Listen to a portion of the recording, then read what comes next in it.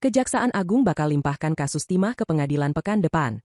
Kejaksaan Agung memasang target untuk merampungkan penyidikan kasus dugaan korupsi tata niaga komoditas timah pekan depan. Tim penyidik ditargetkan untuk menyelesaikan pemberkasan perkara secepat mungkin agar pekan depan kasus ini dapat dilimpah ke pengadilan. Untuk teman-teman ketahui bahwa perkara timah telah memasuki tahap akhir pemberkasan. Saya mengharapkan dalam seminggu ke depan sudah dilimpahkan ke pengadilan, ujar Jaksa Agung, Sanitiar Burhanuddin, Rabu, 29 Mei 2024, dalam acara penerimaan hasil audit kerugian negara oleh BPKP. Senada dengan Burhanuddin, Jaksa Agung Muda Bidang Tindak Pidana Khusus, Jampitsus, Febrie Adriansyah juga mengungkapkan adanya upaya percepatan penanganan kasus timah ini. Karena dipercepat, maka Kejaksaan Agung menggandeng BPKP untuk penghitungan kerugian negara.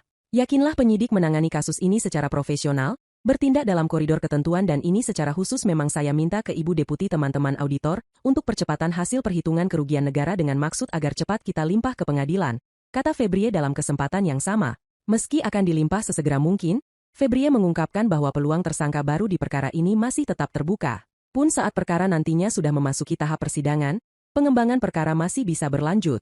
Apakah akan stop di sini? Teman-teman sudah lihat proses yang kita lakukan di perkara besar, terus berjalan sepanjang alat bukti memiliki kekuatan untuk tetapkan tersangka lain, kata Febrie. Sebagai informasi, dalam perkara ini Kejaksaan Agung telah menetapkan 22 tersangka termasuk obstruction of justice, OOJ, atau perintangan penyidikan. Di antara para tersangka yang sudah ditetapkan, terdapat penyelenggara negara, yakni mantan Direktur Jenderal Mineral dan Batu Bara Kementerian Energi dan Sumber Daya Mineral, ESDM, Bambang Gatot Aryono, Kadis ESDM Provinsi Bangka Belitung 2021 sampai 2024, Amir Syahbana, Kadis ESDM Provinsi Bangka Belitung 2015 sampai Maret 2019, Suranto Wibowo, PLT Kadis ESDM Provinsi Bangka Belitung Maret 2019, Rusbani, BN, mantan Direktur Utama PT Timah, M. Riza Pahlevi Tabrani, MRPT, Direktur Keuangan, PT Timah tahun 2017 sampai dengan 2018, Emil Emindra, EML, dan Direktur Operasional tahun 2017, 2018,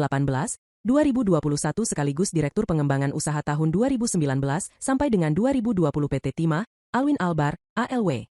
Kemudian selebihnya merupakan pihak swasta, yakni Pemilik CV Venus Inti Perkasa VIP, Tamrin alias Aon Tien, Manager Operational CV VIP, Ahmad Albani AA, Komisaris CV VIP, Kwang Young alias Bayang BY, Director Utama CV VIP, Hassan Shai HT alias ASN, General Manager PT Tenindo Internusa, Rosalina, RL, Director Utama PT Sarawaguna Bina Sentosa, SBS, Robert Indarto RI, Suito Ganawan SG alias Awi Selika Pengusaha Tambang di Pangkalpinang, Ganawan alias MBG Selika Pengusaha, Tambang di Pangkal Pinang, Direktur Utama PT Refinet Bangkatin, RBT, Suparta, SP, Direktur Pengembangan Usaha PT RBT, Reza Andriansyah, RA, Manager PT Quantum Skyline Exchange, Helena Lim, HLN, Perwakilan PT RBT, Harvey Muiz, HM, Owner PT TIN, Henry Lai, HL, dan Marketing PT TIN, Fandi Lingga, FL.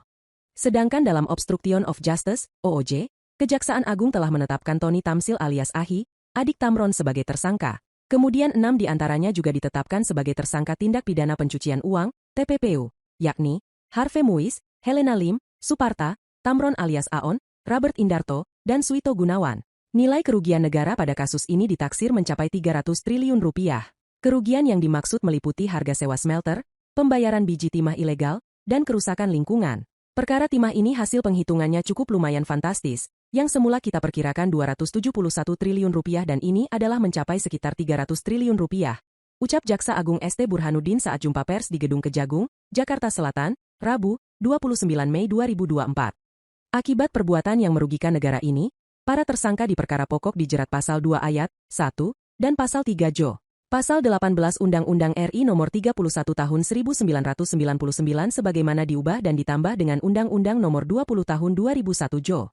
Undang-Undang RI Nomor 31 Tahun 1999 tentang perubahan atas Undang-Undang RI Nomor 31 Tahun 1999 tentang pemberantasan tindak pidana korupsi Jo. Pasal 55 ayat 1, pertama KUHP. Kemudian tersangka OOJ dijerat pasal 21 Undang-Undang Pemberantasan Tindak Pidana Korupsi.